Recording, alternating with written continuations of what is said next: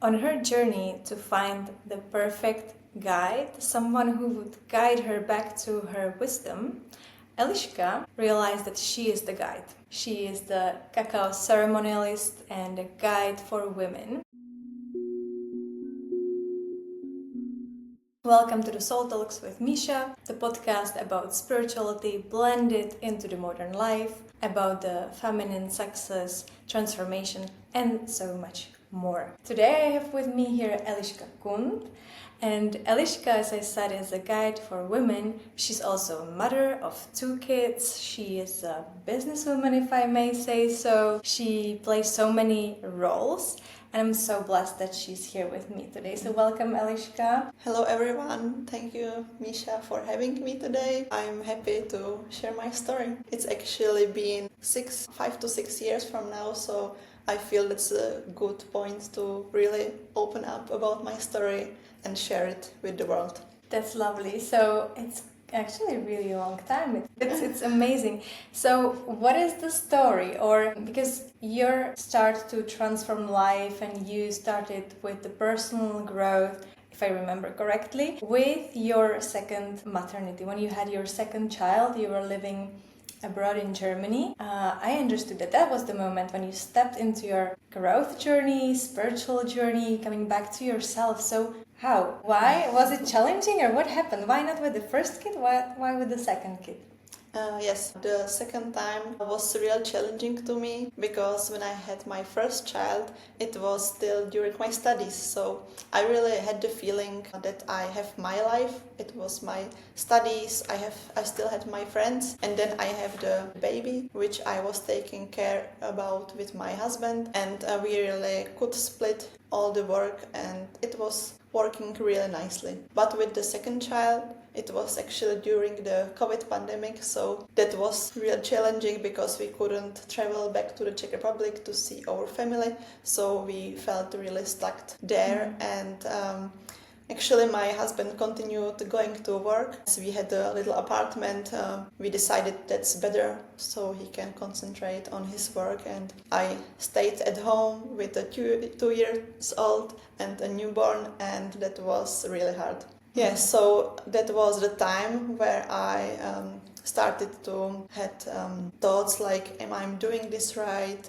Why is this so challenging for me when I'm doing this already the second time in my life? And I really had the feeling like it's actually nothing is actually wrong. I have 2 nice children. I have a husband who is going to work every day. We are living in a real nice city, and I still felt so bad. And I was having these thoughts like, my neighbor's husband, he's working really like from 8 until the night, and my husband, she doesn't have any support, which I was receiving. So I was really comparing myself a lot to other women, and I really felt bad for feeling bad. Wow, that's really strong. So you were in the middle of pandemic in a foreign country with 2 kids, so somehow on your own, right? You had your husband, but he was still going to work, and so you were missing the support from maybe the community. I think this is also what you're building now, right? The Yes. Community of women. Mm-hmm. So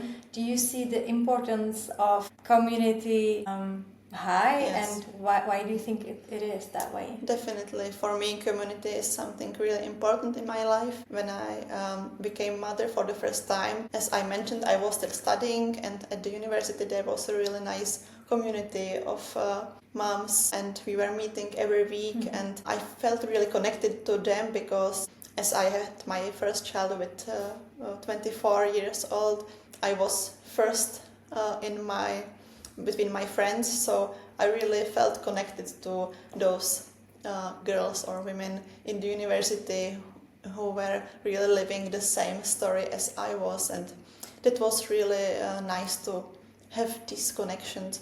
But during the pandemic, it wasn't possible to meet anyone, so I really felt like I'm alone with my feelings, I'm alone with my story, and I'm the only person living this, and I didn't really had the chance to share it.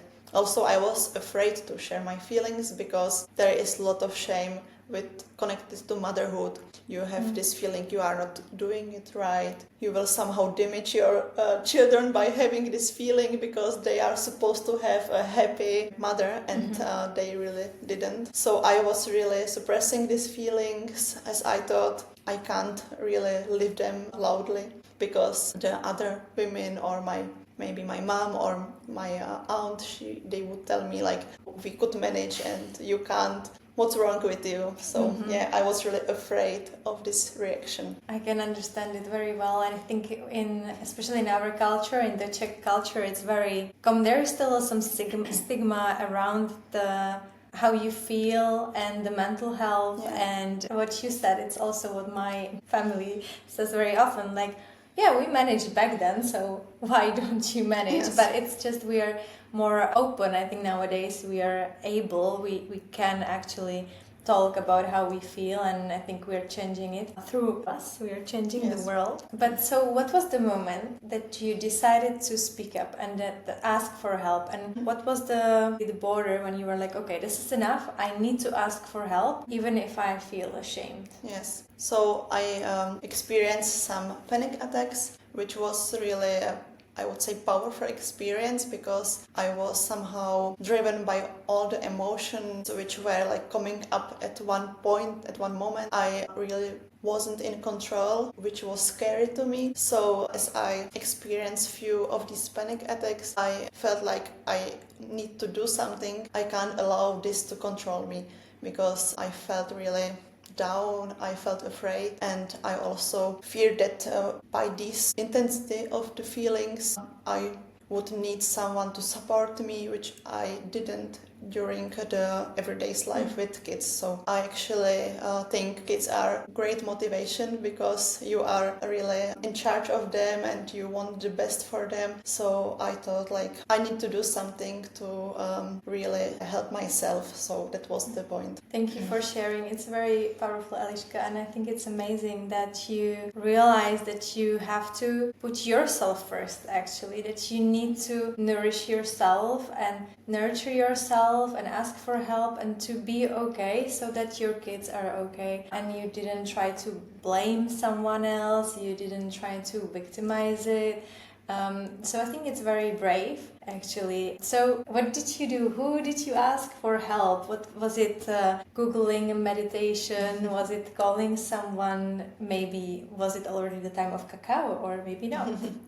No, by that time I didn't know anything about cacao, but I had the intense feeling I need to talk to someone who will not judge me. So that wasn't any friend, any family member. As you mentioned, this topic is somehow stigmatized in our society. I didn't really know what to do. Like, can you go to the doctor? Can he prescribe you?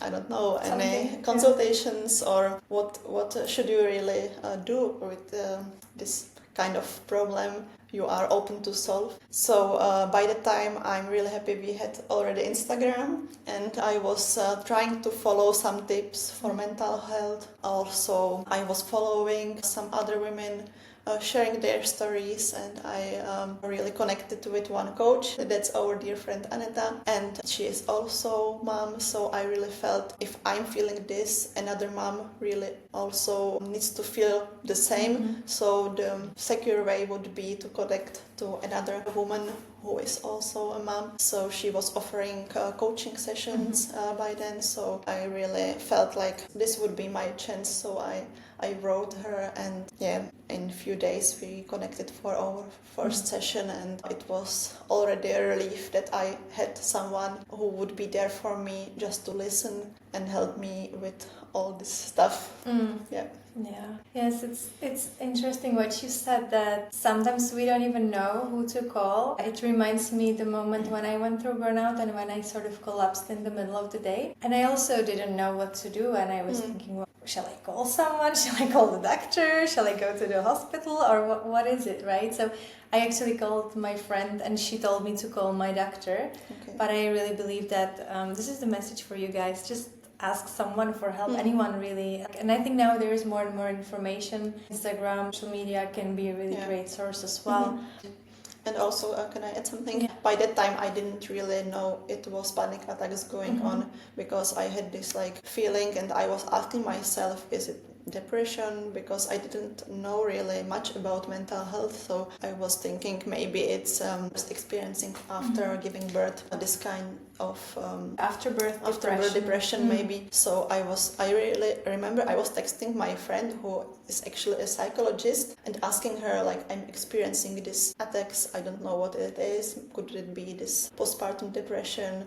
And she was like, maybe not, because your child is already 5 months old, and this kind of depression happens actually directly after giving birth. So she was also not really helping me to discover more. So I was thinking, it's just some emotions, but now I really know it was panic attacks because I learned something about it. So thanks to Aneta, who really created the space for me, I started to really I started to see myself through different views. So it was a relief immediately. That's really great, and I can imagine that Aneta was the one who could help. I also have her on my list for the time when I have the kids. Then I told you it's you and Aneta. I will just call when I don't know what's going on. But so the panic attacks, because I believe not everyone knows, right? I think it's the same with maybe depression, burnout. Those are the words which we somehow hear, but like, what is the real definition? It's very tiny eyes. So did you feel it also somehow in your body, or was it the really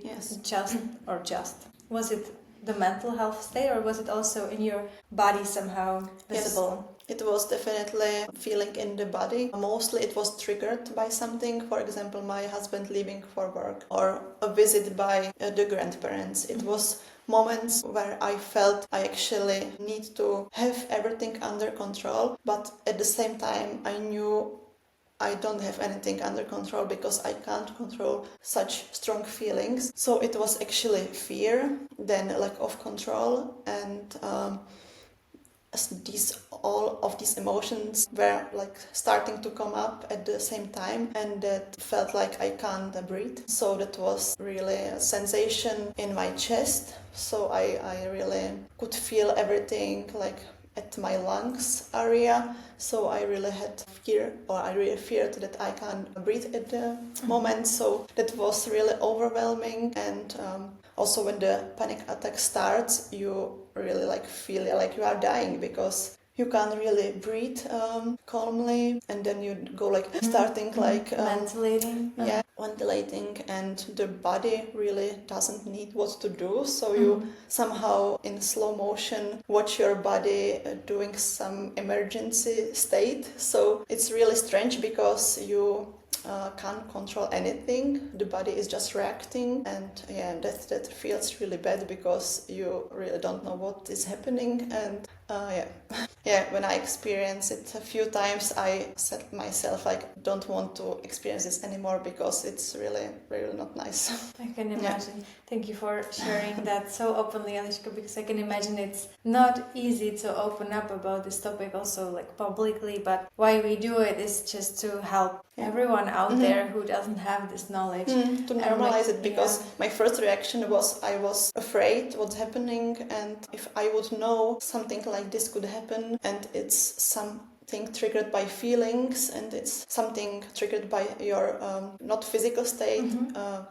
psychical state, then I would maybe know that I could start breathing, or I could really do something to prevent this. But as I really didn't know what's happening, I felt so lost in the moment. So I was just like observing and feeling lost. So really, I have to thank my partner because he was always there for me, and he was like guiding me through it, like start breathing, like concentrate on your breath, breathe in, breathe out, and he really worked with me through that. So it somehow passed through in, I don't know, 5-10 minutes, but then I felt really weak, couldn't really do anything with my kids. They were also there, like not knowing what's happening. Maybe they were afraid that I'm dying or something. That was really a strong experience, and as I said, I felt like I need to do anything to really stop this. And you did I an did, amazing job. I And you said that your husband was guiding you, and from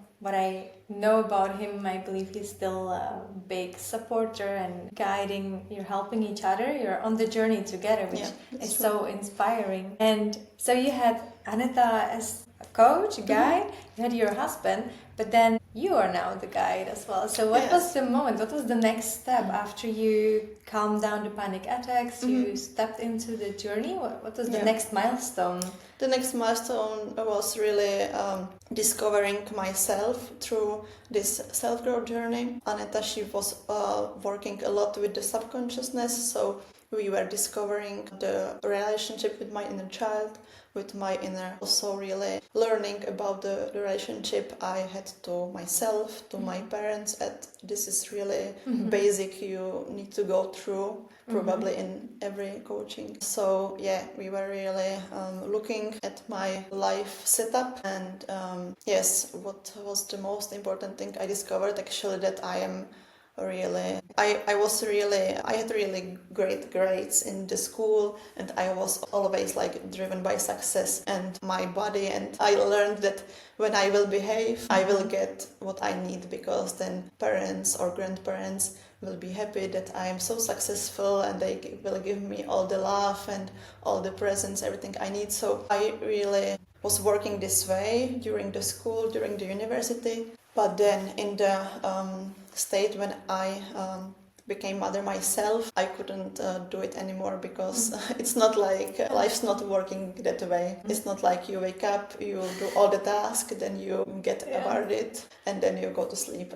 Maybe it's working like this in the school, but yeah, that's actually the point. The school will not teach you how to live your life to the fullest. It will teach you how to be a good employee actually, and how to accomplish all the tasks you set up for yourself or your boss sets up for you. So I really didn't have any idea how to live the life the way I really want to and I desire. So we really started discovering that in our conversations and in our communication with my subconscious mind, and I really connected to myself, and I really discovered my strengths, my weaknesses as well, and also my inner gifts. So I will get myself better in order to know what I need to live a happy and fulfilled life. That's really nice, Eliška. And what I hear also from this story is you were the classic performance-oriented person as well. I think that's why we are also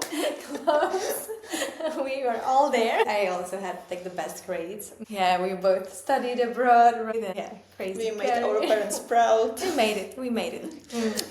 It worked for a while. So for me, it's a typical masculine energy as well, and it could be because your second child is a girl, and then motherhood itself is a lot about feminine energy as well. So I think it's also the switch, at least from what I hear, also the switch and the balancing the masculine, feminine, and yes, having some goals like we discussed today. We always have some goals, but they don't always have to be achieving the highest grade, the most money, the best career. It can just be, the goal can be really, just be happy. So I think that's also good to mention. And what was the this was good. I think 8 months long journey where I really made a big shift of those panic attacks. So that was great. I started to feel better in my everyday life. I started to really enjoy motherhood, not only survive.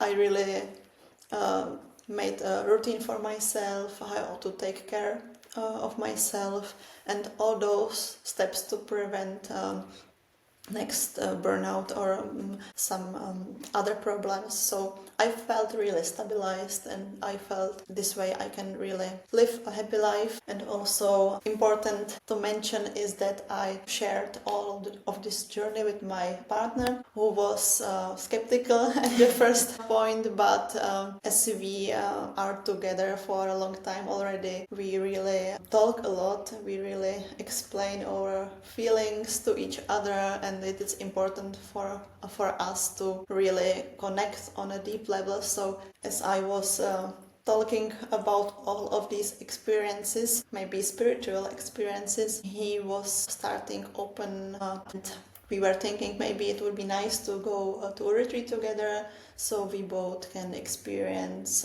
something deep experiences together and share it, because until that point, which was 2 years ago, I already have been to some retreats. He was going to a brothers camp, which is a retreat for men, and we had separate experiences. And we decided to go to a retreat together. It was weekend retreat for women and men, and it was actually also the Wim Hof method, so we had a cold plunge, and we also could experience cacao for the first time, and also a rapé ceremony. Just to explain it quickly, rapé is a combination of tobacco powder with dried plants from the Amazonian. So it is something to support you on your journey, and you can ask the medicine a question, and then you will receive some guidance. So at that point, I was thinking like, yes, I am on this self-growth journey already, and it would be actually nice to have another guide or another coach to continue with this self-development work, to maybe learn something new. So as we were going to this rapé ceremony, I asked the medicine, show me the next steps and give me some guidance. And it was really powerful for me, because I received the message, you're the guide. And I was shaken by it, because I thought like, yeah, one coach, next coach, and you continue this coaching journey. But I received the message, I am the guide. So I really didn't know what to do about it firstly, and actually I felt somehow like intimidated by it, because what does it mean? How should I be my own coach or my own guide? So I let it be for a while, and now I am actually leading circles for women. I organized 5 retreats for women already. And they were directly sold out, no? From the start. I also work with Cacao. So yeah, I am actually the guide now. So yes, it's really nice to see it like from today's view, because as I received this message, it was so powerful that everything somehow puts together, and now I can say I'm really the guide. So it's really nice. It's really nice, and you're an amazing guide. I've been to some of your ceremonies as well, and I feel really your inner calmness and your guidance and the feminine flow, and it's really nice. So I can imagine it can be scary. I had similar moment when I downloaded the message that I'm the guide and I should help women. I was also very scared, and I thought, like, no, how, why? But I think once we accept our role, it's really just stepping into our power. I think everyone is sort of a guide. Yes. We all have that within us. We all have that power, and also responsibility for our lives and our steps. At the same time, I don't know what is your opinion, but I also believe that we can be the guides, and then we can still have some other guides on the journey. It's changing. Sometimes we go on our own, sometimes we need that one missing puzzle and we just ask for help, and I think it's completely normal. Yeah. Right? Do you see the same way? Yeah, I agree, definitely. Yeah. It's always nice to have someone to go to when you feel lost, and you know you will receive the space to open up, maybe some guidance or just some support, and it could be a friend, it could be a mentor or a coach, so it's up to you to decide, but it's really changing during the different parts in your life, so it's not like everything is solved by now and I can just start guiding everyone. No, it's always changing, and I think that's life. That's life, exactly. And I think once you have solved everything, you're pretty much done, right? With all the human life, because what would be the point? Yeah.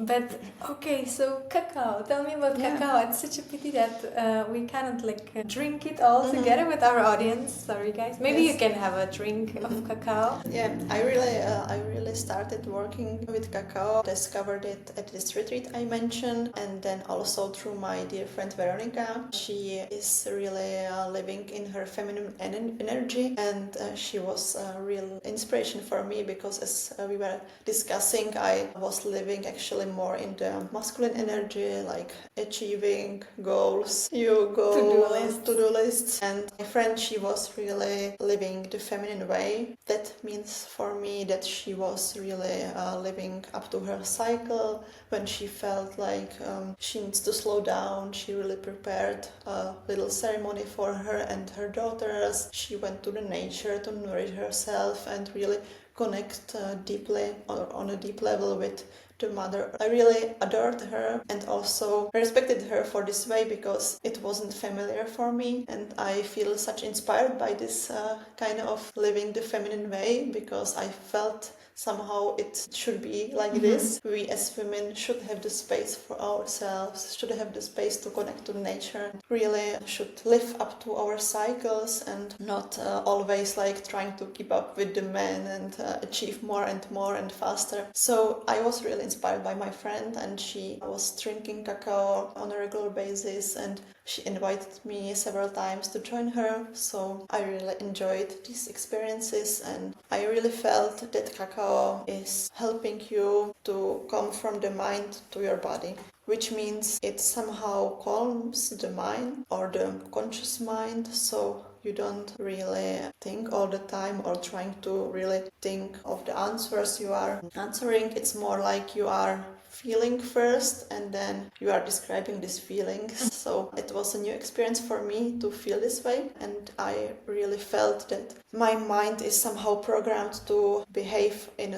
a way, and it's not easy to reprogram the mind, and the mind and the ego will be there like trying to sabotage you and trying to tell you you are not good enough, trying to tell you should do more. And I really felt like cacao is calming your mind, somehow like tuning it, changing the frequency. Yes, changing the frequency, so you can really start listening to your body. And yeah, that was really life-changing for me. And I thought it would be great to work with this medicine and lead circles for women and men where we would sit together, drink cacao, enjoy this cacao ceremony, and then experience meditation in the connection to the body. That's really nice and so important what you say also about the body, because body is our biggest teacher. I think Our really, biggest guide. Yeah, if we really, that's true. That's the biggest guide. If we really slow down and listen, if we have hurt our legs, probably we should slow down. We should not keep running. It's so amazing, but I think our society is a bit just like solving the problems and symptoms like quickly instead of really taking a moment and feel, okay, what is it that the body wants to tell me? And I think it's one extreme, and then another extreme can be also sometimes in the spiritual communities where the body is also somehow ignored and it's all up there in the universe and mind, but we tend to forget the body as well, and it's so important also to ground. So I think it's a really complex topic, and I'm happy you're sharing this. Yes, and I think when I started with coaching, it was about thinking a lot how is my mind programmed, subconscious programs, how are they, how are these subconscious programs influencing my life? And you really work with your mind a lot. At some point, I felt like it's not enough to look for answers in your head. You have to go deeper. You have to go, or you have to connect with your body, with your soul. That sometimes is counterproductive when your mind is too loud. Cacao is really great to help with this.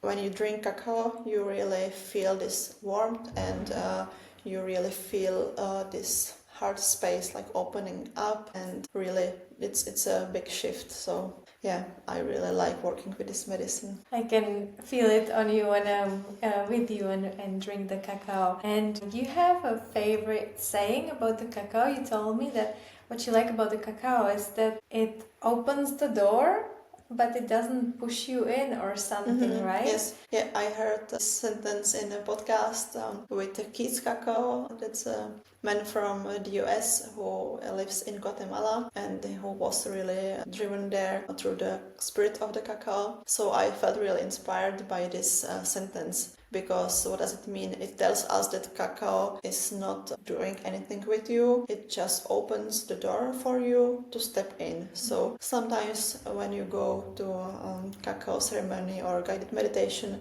you feel tired, so you don't really step through the door. You can just feel connected to your body and maybe fall asleep. Just take the time for yourself. But sometimes when you feel curious or you have some topic on your mind and you would like to discover it deeper, then cacao will really support you and guide you towards it. So imagine it opens the door for you and it will guide you through the door to the next steps. Maybe it will show you the next steps on your path, or maybe it will bring you some idea you are looking for.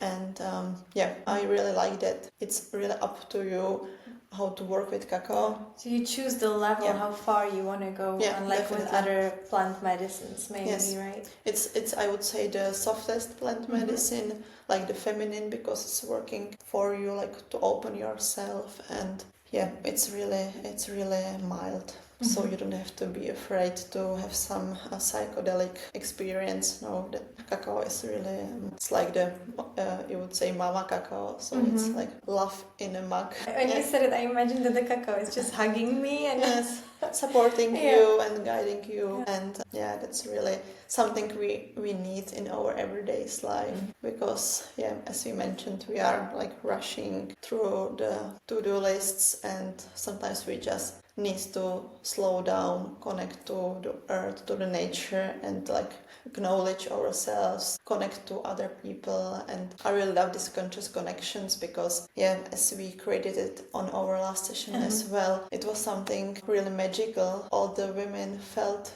connected, grounded, and really supported on their journey. So that's something I really love to create. That's right. It's actually, we connected cacao ceremony with the sound healing on crystal balls, and the feedback was really actually also hugging and heartwarming. And I think that was also the feedback from the women, that they felt that feminine energy and that higher frequency maybe, and they could really support and relax, and they open up maybe more than usually they do. And I think that's all about it. And it's in our nature, and it's the most natural state. Just sit in the circle, share our stories, something nice. It doesn't have to be cacao. Just talk and share and support each other. And it's so forgotten. And also back to the topic we started with, I was really craving this, and I didn't have anyone to receive this support. So now I am giving the support to the women, and it really is something really beautiful that I really can create such space for another women to feel supported. And what is the next step then? Making bigger circles?